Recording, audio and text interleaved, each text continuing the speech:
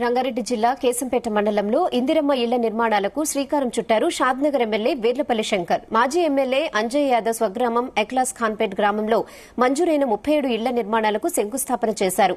లబ్దిదారులకు నిధులు మంజూరుకి సంబంధించిన పత్రాలను అందజేశారు.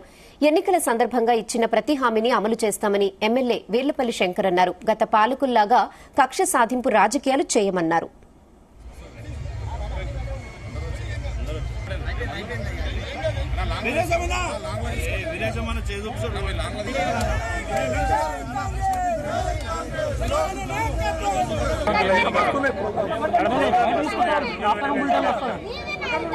ఎమ్మెల్యేగా నా బాధ్యతను నేను సక్రమంగా నిర్వర్తించడానికి ఆర్నిశలు కృషి చేస్తా ఉన్నా.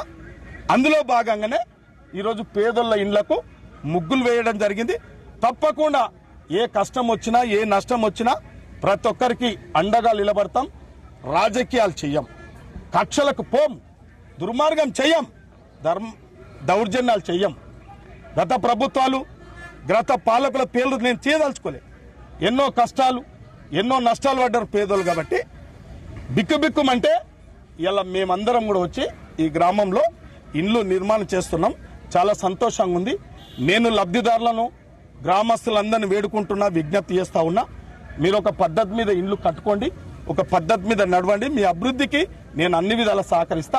మిగతా అభివృద్ధి కూడా గ్రామ పెద్దలు యాదన్న గారు, యాదన్న కుటుంబం గాని, పెంటైన గాని, వీళ్ళు మండల పార్టీ అధ్యక్షులు గాని ఈ గ్రామంలో ఏం అభివృద్ధి చేయమంటే ఆ అభివృద్ధి చేయడానికి నేను సిద్ధంగా ఉన్నా.